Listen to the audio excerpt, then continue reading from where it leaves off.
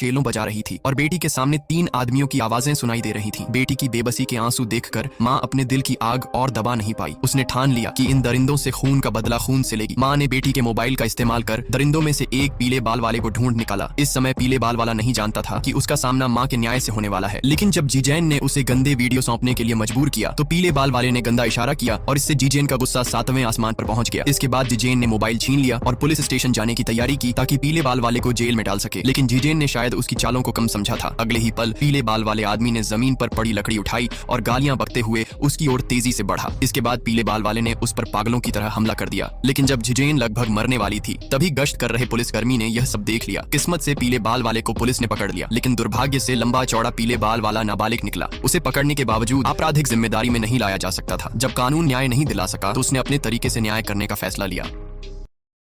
शिकार करते समय एक आदमी ने एक भयानक घटना का सामना किया। उसने निशाना एक छोटे हिरण पर साधा था, लेकिन ट्रिगर दबाने पर उसने गलती से एक छोटे लड़के को मार डाला। इस डरावनी घटना ने उसे बुरी तरह से डरा दिया। दोनों को लगा कि शायद ये कोई भ्रम है, लेकिन जब वे होश में आए तो वे दौड़ते हुए आगे बढ़े और पास जाकर देखा तो सच में एक लड़का झाड़ियों में गिरा हुआ था। ये देखकर निक पूरी तरह से डर गया। वो घुटनों के बल गिरकर लड़के को जगाने की कोशिश करता रहा, लेकिन लड़का ठंडी लाश बन चुका था। निक असहाय होकर जमीन पर गिर पड़ा। उसे समझ नहीं आ रहा था कि क्या करे। तभी लड़के का पिता भी खबर सुनकर वहां पहुंच गया। जमीन पर बेटे की असमय मौत देखकर बूढ़े पिता का दिल टूट गया और उसने सामने खड़े बेटे के हत्यारे को देखा। उसने गुस्से में अपनी बंदूक उठा ली। निक लगातार इस गलतफहमी को समझाने की कोशिश करता रहा, लेकिन बूढ़ा पिता अपने दुख में डूबा था और कुछ भी सुनने को तैयार नहीं था। जब निक को लगा कि अब उसकी मौत निश्चित है, तभी पीछे से एक गोली बूढ़े पिता को चीरती हुई निकल गई। ये गोली निक के साथी ने चलाई थी। लगातार हो रही हत्याओं से निक का मनोबल टूट चुका था। वो वीकेंड पर शिकार करने आया था, लेकिन अनजाने में 2 लोगों की मौत का कारण बन गया। जब निक हैरान खड़ा था तो उसका दोस्त लाशों को संभाल रहा था। उसने पिता पुत्र की लाशों को घसीटकर झाड़ियों में छिपा दिया। निक को वहीं खड़ा देखकर उसने उसे शिकार कर आदमी ने मौका पाकर लड़की को जबरदस्ती गाड़ी में बिठा लिया। फिर उसने जोरदार मुक्का मारकर लड़की को बेहोश कर दिया और तुरंत अपनी जगह की ओर गाड़ी चलाने लगा। लड़की को आसपास का माहौल ना दिखे, इसके लिए आदमी ने उसे कंबल में कस कर लपेट दिया। फिर उसने लड़की को 4 मीटर से भी कम के एक बंद कमरे में फेंक दिया। ये सब करके आदमी ने दरवाजा बंद किया। जल्द ही केवल 10 साल की लीसा बेहोशी से जाग गई। उसका मासूम दिल अभी अभी हुई घटना को समझ नहीं पाया। वह हड़बड़ाई हुई अपने आसपास का माहौल देखती है, लेकिन छोटे से कमरे में एक लैंप और एक सिंक के अलावा कुछ नहीं है। डर के मारे वह बार बार दरवाजा खोलने की कोशिश करती है। छत पर एकमात्र वेंटिलेशन को देखते हुए लिसा पूरी ताकत से बाहर मदद के लिए चिल्लाती है, लेकिन उसे जवाब में केवल चारों ओर की खामोशी मिलती है। बेबस लिसा केवल कमरे के कोने में सिमट कर बैठ जाती है और इस समय लिसा को बिल्कुल भी एहसास नहीं होता कि वो इस छोटे से कमरे में मुश्किल से 3096 दिन बिताने वाली है। विश्वास जीतने के लिए वॉल ने एक सही मोटाई का गद्दा तैयार किया और उसने लिसा के लिए बिस्तर पर चादर भी बिछाई। फिर उसने लिसा के लिए कुछ साधारण खाना तैयार किया और लिसा ने धीरे से अपनी मांग बताई, लेकिन वॉल ने ध्यान नहीं दिया और दरवाजा बंद कर दिया। लिसा ने अपनी जैकेट उतार कर बैग में रख दी और अपने लिए एक साधारण तकिया बनाया। अचानक लाइट बंद हो गई। आदमी ने बिजली की गड़गड़ाहट के साथ तालमेल बिठाते हुए छत पर लगे गीजर को पीटना शुरू किया। जल्दी ही उसने बड़ा छेद कर दिया। उसने तुरंत पहले से तैयार की हुई स्याही को गीजर में डाल दिया, फिर स्टिकर से छेद को बंद कर दिया। उसके बाद उसने पुरानी वारंटी कार्ड को फाड़कर अपनी बनाई हुई नई कार्ड लगा दी। सब ठीक कर वह कार में जाकर शिकार के फंसने का इंतजार करने लगा। जैसा की उम्मीद थी, महिला नहा रही थी तो उस पर स्याही गिर गई। गीजर में समस्या होने का पता चलते ही उसने मरम्मत सेवा को फोन किया, लेकिन उसे ये नहीं पता था कि फोन उठाने वाला असली मरम्मत कंपनी नहीं थी। आदमी ने शक से बचने के लिए 2 घंटे तक कार में इंतजार किया, फिर धीरे धीरे इमारत में चला गया। महिला उसे अंदर नहीं आने देना चाहती थी कि वह पहले ऊपर जाकर देखे, लेकिन आदमी ने कहा कि उसने जांच कर ली है, समस्या घर के अंदर ही है। महिला ने ज्यादा नहीं सोचा और आदमी को अंदर आने दिया। वह अंदर आते ही इधर उधर देखने लगा, फिर सीधे बाथरूम की ओर बढ़ा। महिला ने देखा कि स्थिति ठीक नहीं है और तुरंत उसे रोक दिया और कहा कि वह आगे ना जा, क्योंकि उसका पति बाथरूम में 100 से अधिक बोतलें नष्ट कर रहा था। आदमी कहा, क्या अंदर कोई है? महिला ने कहा कि तुम्हें क्या मतलब, जल्दी से निकलो।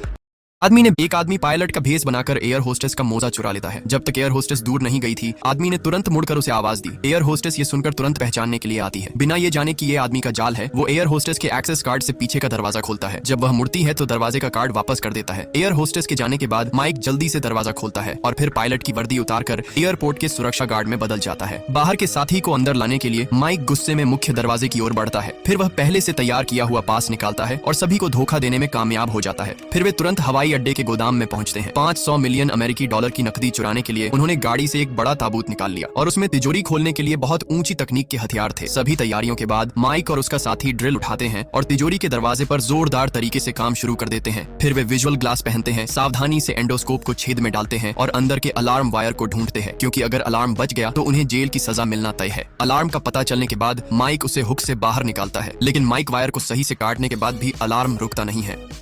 एक आदमी पायलट का आदमी जब नए घर का माप ले रहा था तो उसने अचानक डरावनी खोज की। एक ही दीवार का माप 90 डिग्री का सीधा कोण था, लेकिन जगह बदलने पर वह रहस्यमय तरीके से 30 डिग्री से अधिक का अंतर दिखा रहा था। जब उसने जमीन पर एक गिलास पानी डाला तो पानी अपने आप 2 हिस्सों में बट गया। ये समझने के लिए कि यह कैसे हो रहा है, उसने मापने का टेप निकाला और घर के अंदर की चौड़ाई मापी। फिर वह बाहर गया और वहीं माप लिया, लेकिन यह देखकर हैरान हुआ कि अंदर का माप बाहर से 3 मीटर अधिक था। यह देखकर छोटी लड़की हैरान रह गई। इसी समय बेटी को ठंडक महसूस हुई और वो जल्दी से लिविंग रूम में जैकेट लेने दौड़ी। इस तरह निक ने अपनी बेटी को दरवाजे से बाहर जाते हुए देखा, लेकिन कौन जानता था कि एक दीवार की दूरी पर लड़की रहस्यमयी तरीके से गायब हो गई और फिर बहुत देर तक बाहर नहीं आई। निक ने सोचा कि शायद उसकी बेटी छुपा छुपी खेल रही है, लेकिन घर के अंदर जाने पर उसे केवल जमीन पर पड़ी जैकेट मिली। इससे निक को तुरंत कुछ अजीब लगा और उसने जल्दी से हर कोने में अपनी बेटी को ढूंढना शुरू किया। लेकिन अपनी बेटी की तलाश के दौरान उसने इस घर के अजीब रहस्य को खोजा। उसने देखा कि उसने बेडरूम का दरवाजा खोला था, लेकिन दरवाजा खोलने के बाद वह पहली मंजिल के लिविंग रूम में पहुंच गया। इस समय निक के पीछे अचानक एक काली छाया दिखाई दी, लेकिन इस समय वह इसे नहीं देख पाया क्योंकि अब उसको जल्दी से अपनी बेटी को ढूंढना था। लेकिन निक इस समय घर में दिशा खो बैठा,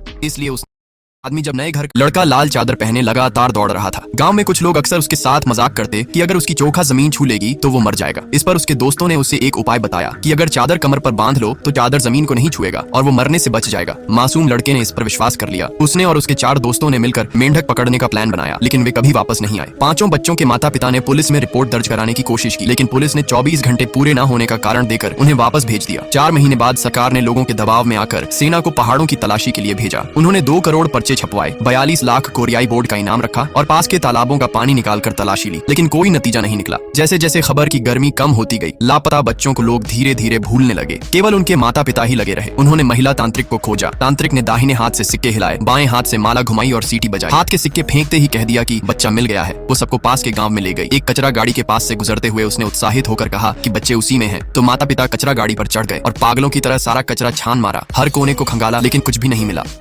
लड़का लाल चादर पहने लगातार दौड़ रहा था। गांव में कुछ लोग ये एक ऐसा गेम है जिसमें सेब को मुंह से काटना होता है। सेब में एक बार काटने पर 100 रुपए जीत सकते हैं। लड़की को ये बहुत आसान लगा, इसीलिए वह इसे आजमाने के लिए आगे बढ़ी, लेकिन सेब पानी में तैरता रहा। उसने काफी देर तक कोशिश की, लेकिन एक भी सेब नहीं काट पाई। जैसे ही उसने गंभीरता से सेब को काटा, लड़की का चेहरा अचानक से बिगड़ गया। उसने पूरी ताकत से ऊपर चढ़ने की कोशिश की, लेकिन उसकी कमर सीधी नहीं हो पाई। लड़के ने सोचा कि लड़की पानी में सांस रोकने का अभ्यास कर रही है और उसकी फेफड़ों की क्षमता की तारीफ की, लेकिन तभी उसकी सहेली को कुछ गड़बड़ महसूस हुई और वह डर के मारे उसे खींचने के लिए दौड़ी। लड़की पानी में इस तरह फंस गई थी कि उसे बिल्कुल भी बाहर नहीं खींचा जा सका। इससे पहले कि वे कुछ समझ पाते और स्थिति का अंदाजा लगा पाते, पानी का टब अचानक उबलने लगा। इससे लड़की जलने लगी और जोर जोर से चिल्लाने लगी। पलक झपकते ही लड़की जलने के कारण हमेशा के लिए इस दुनिया से चली गई। इस अजीब घटना से डरकर उन्होंने तुरंत पुलिस को फोन कर दिया, लेकिन जब पुलिस मौके पर पहुंची तो उन्हें वहां कोई असामान्यता नहीं मिली और न ही पानी के टब में कोई हीटर मिला। इसका मतलब यह मामला किसी रहस्यमय घटना से जुड़ा हुआ था। जैसा कि उन्होंने खोजबीन की, उन्हें मौके पर एक भूरे रंग का थैला मिला। थैले में कुछ जड़ी बूटियां, एक सिक्का और एक बच्चे का बुना हुआ कपड़ा था।